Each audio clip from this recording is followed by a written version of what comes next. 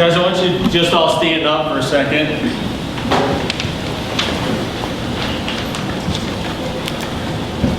And what we're going to do is just walk across the room to someone that you don't usually see, talk to, be aware of traffic, and tell them what your dream job will be. Introduce yourself and give them a strong handshake. So let's do that. Come on.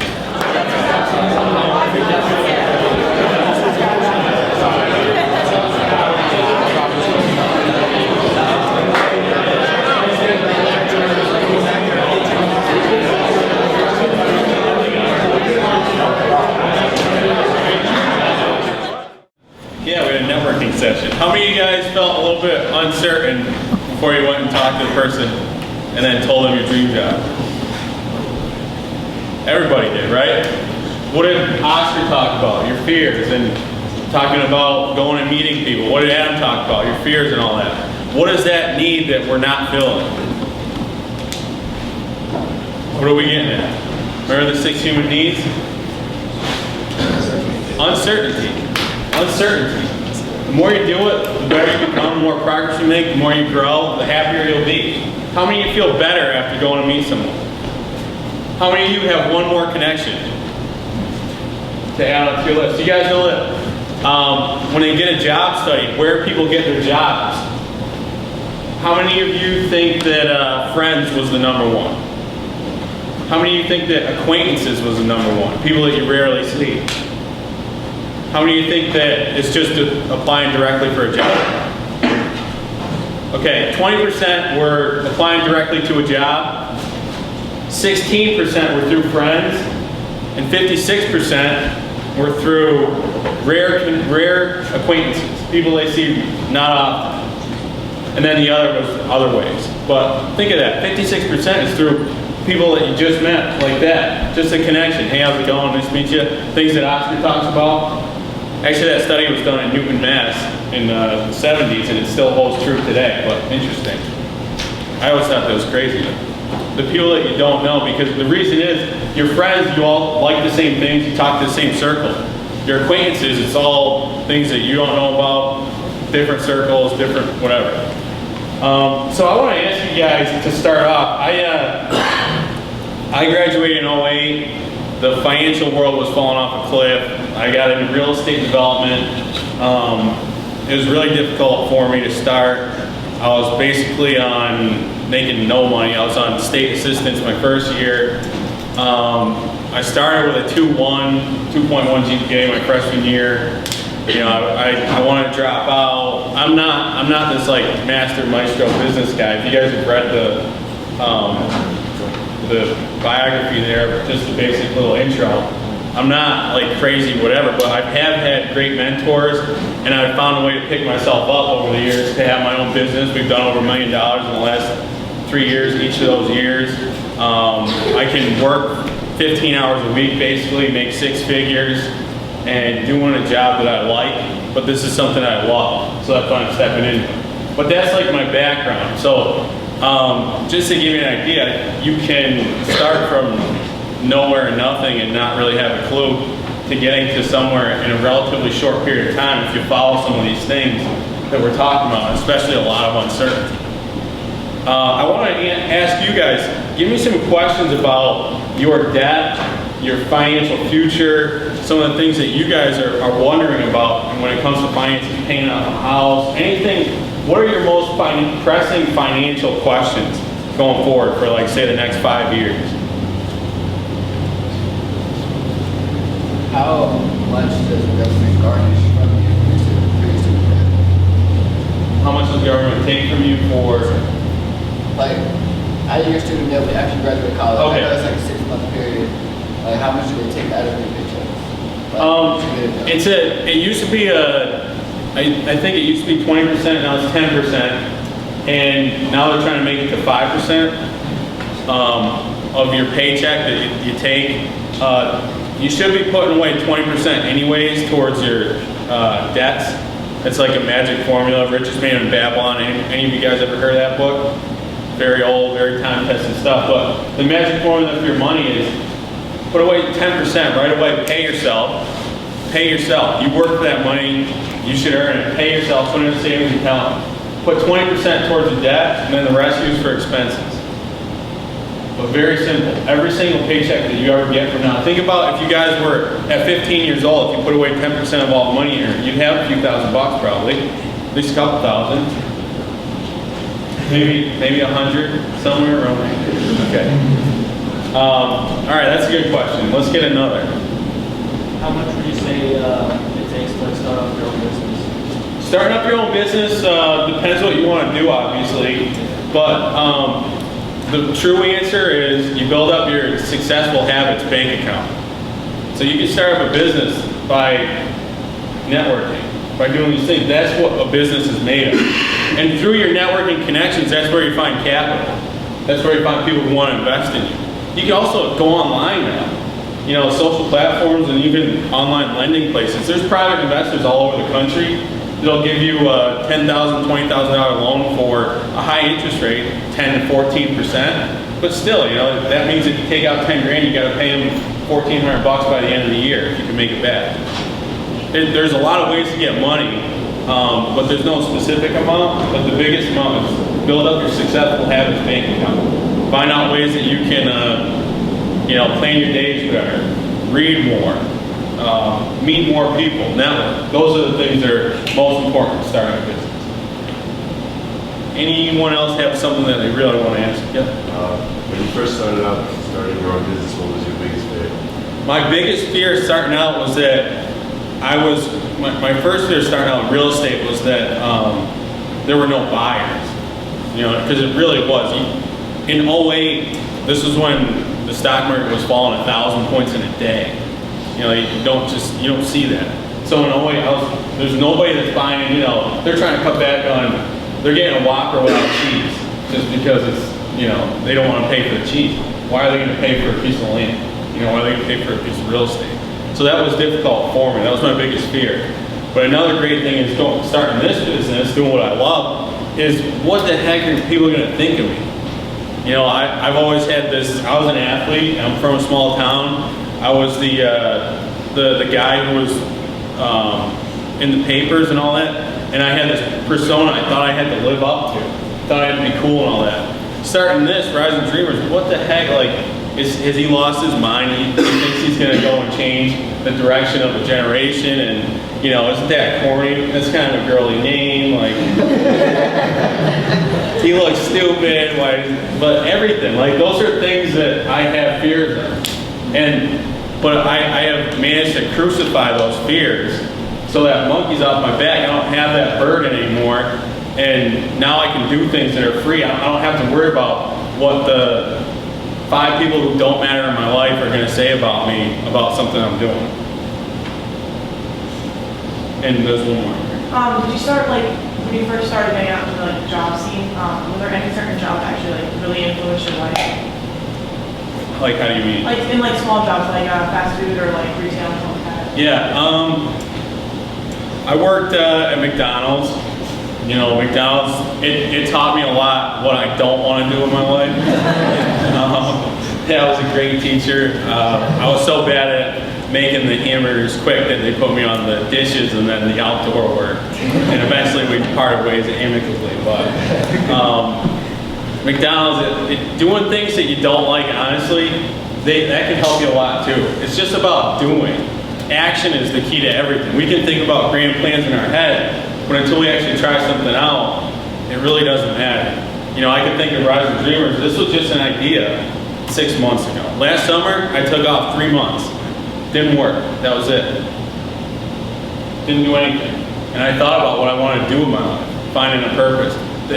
Through that came this idea, and then being able to talk to you guys. And hopefully we have a decent impact on you so you can move forward with a little bit better of an idea or of what you need to chase, uncertainty and things like that. But this is all, it's all about that action. You know, this was all just an idea. I wouldn't be in front of you guys if I wasn't acting on things. Any other point? Yeah, actually, I got one. What led you to, like, how did you get to, it says right here, increasing the sales of that business to $1 million? Like, how did you differentiate yourself and really? In business, there's 3 things. That's a great question. Price, quality, and service. You know, those are the three things when you sell anything that you can deliver to a customer. A great price, a great quality, or great service. And usually, you can only pick 2 out of the 3. You know, if you're gonna buy something that's really cheap, you're not gonna get great service, and you're probably not gonna get great quality, you know? You get what you pay for. But companies that can differentiate themselves will have 2 of those. They'll have a great price, low price, then they'll have great service. The quality might not be that great, but you forgive them because you love them anyways, you know?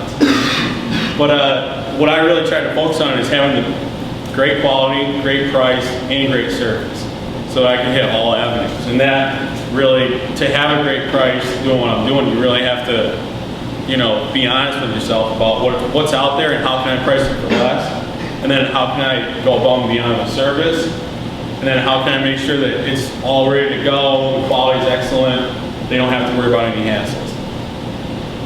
So it's really about aiming for those 3, all 3. When most only aim for 2, and maybe most only hit 1. Any other questions? Start? Okay. I just want to ask you guys, how many of you think you can become, actually, how many of you want to become millionaires by the time you're 30? Millionaires by the time you're 30. This guy don't want it, you don't want it. Okay. Pretty much everybody? Okay. How many of you think that you can actually become a millionaire by the time you're 30? Cool. Okay, now why? Let's just spit out some answers. Why do you think that? Hard work, you're smart, whatever. Hard work. I'm creative. Creative. Dedicated. Ambitious. Connections. Support. Innovation. What? Innovation. Create something new. Okay, cool. Innovation, yes. Sorry. Okay, great. Now, how many of you think that you can get there because you have a plan? You got a written down plan. What you're going to do this year, next year. Anybody? Good, a couple people. Okay, in order to become a millionaire by the time you're 30, here's the magic formula. You want to hear it? This is it. You gotta earn $1.6 million before taxes. That's the magic formula. So for 22-year-olds, you got about 8 years before you're 30, right? That's 8 years of working time. The average starting salary is what for a business grad? Any guesses? 45, what? 30, 50? Actually, in 2013, it was 55,000. So 55,000 is pretty decent, right? Some of you guys are going, oh, that's not bad. How many want to be millionaires though, right? Raise your hand. Okay. A raise. What's a usual raise? You guys know? What? 10%. This guy's good for negotiations when you go get a job. Anybody? 3 to 5% is a typical raise. Okay, so let's go on the high end, 5%.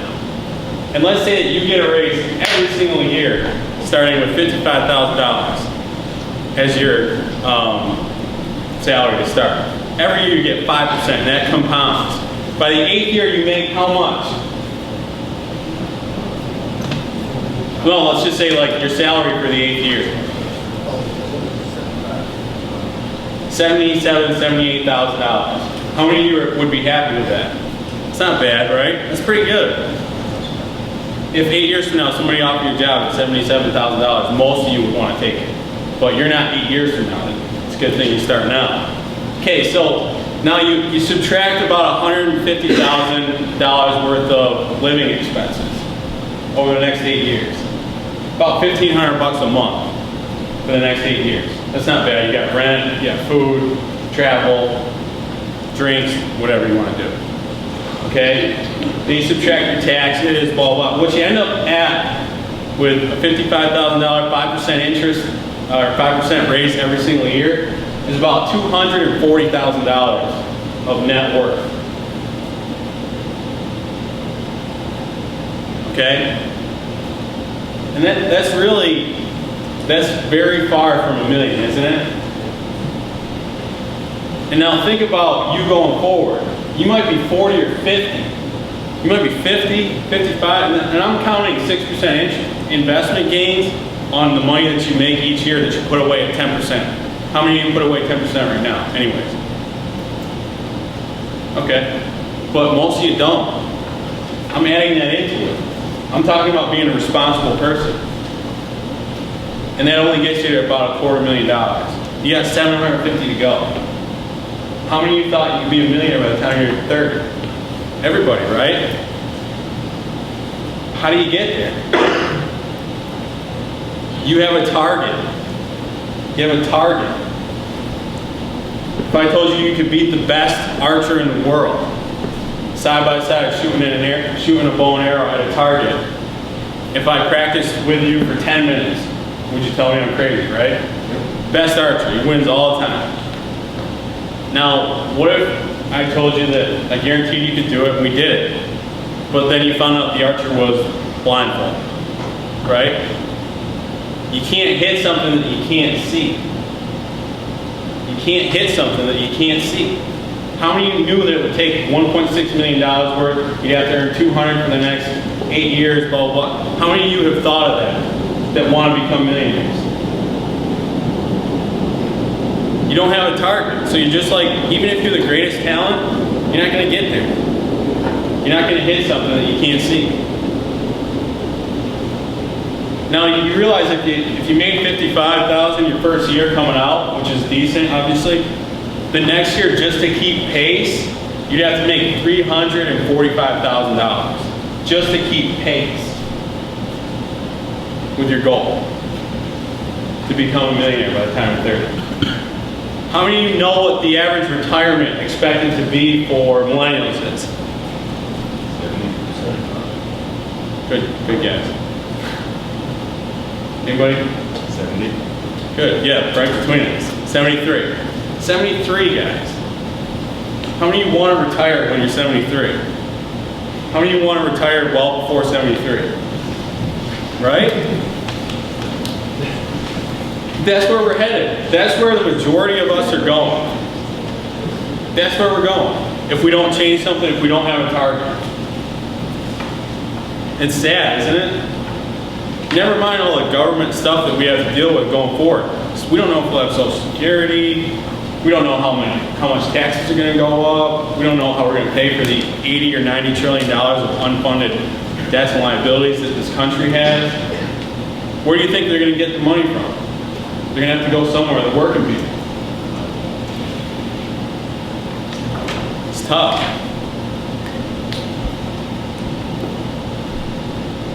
Now I hate to be a, Debbie Downer to you guys. You're all like, oh God, I'm never gonna. But that's the reality, and that's something that when you think about it now, you can hopefully think about it and say, shoot, I gotta get on my horse. If I want to be a millionaire, if I want to do these things in my life, I gotta change something. I gotta start setting a goal. How many of you guys have written goals? 1, 2, 3, 4, 5, 6, 7, 8, 9. Pretty good. Written goals. How many of you guys have a plan to achieve those goals? Written. I mean, just like a thought, No, I'm talking written down exactly what you're going to do. like the process, right? Yeah, the process. 1, written down, 2, 3, 4.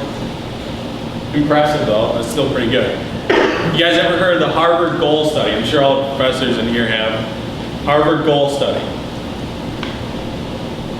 It was done in basically what it is 84% of college students don't have a goal. They don't have it written down. 13% on top of that do have a written goal. 3% beyond that have a written goal with a plan. They did studies back in the 70s on this, even in the 50s. And the people, how much more do you think the people in that 13% with a written goal earn than the ones who don't have it written down in multiples? How much more do you think they made 10 years later? What do you think the amount was? Like 5 times. twice. How about the people who had a written goal and a written plan? 5 5. 10.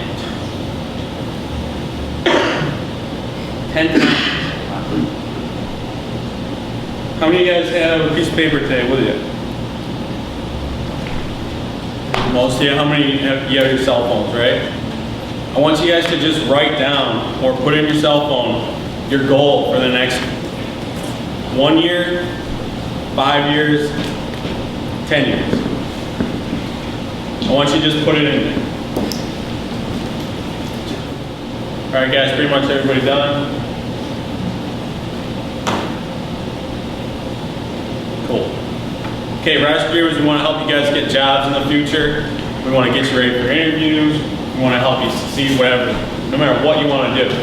Okay, now we're going to have a little, how many of you guys got your cell phones, a lot of you? Okay, now, if you're interested, we're going to give away $40 in the next couple minutes. You just have to follow Rise Dreamers on Twitter and then tweet one sentence of what stood out to you, one quote, what stood out to you today. And just tweet at Rise Dreamers, and we'll choose one of you in the next few minutes. 10, 9, 8, 7, 6, 5, 4, 3, 2, 1. Everybody good? All right, I'm gonna load it and do it. You guys ready? Ready?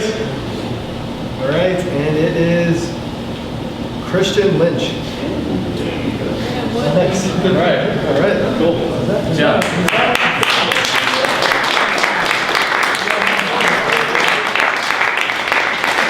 Alright guys, to wrap up, great job Christian. To wrap up, you guys by writing your goals down, you doubled your income for the next whatever amount of years. Okay, so congratulations on that. A couple things that we're trying to do, we are doing for the generation. Always check in on us, we can always help with quotes, whatever, you can email us. We have anybody that's not going on spring break this year already, does everybody have it scheduled? Who doesn't have spring break scheduled? A couple of you. Okay, if you're interested, we do have a spring break down on Oceanfront Place in Florida. Same price as any other spring break, and we spend a week, basically 5 days, working on getting you ready for your careers, your jobs, interviews, all that stuff, getting your life right, figuring out what you want to do and how to get there. Okay? So email us if you're interested in that. We'll give you an application. Not everybody gets into it, but we'll take it in and we'll see how we can go. Thank you guys.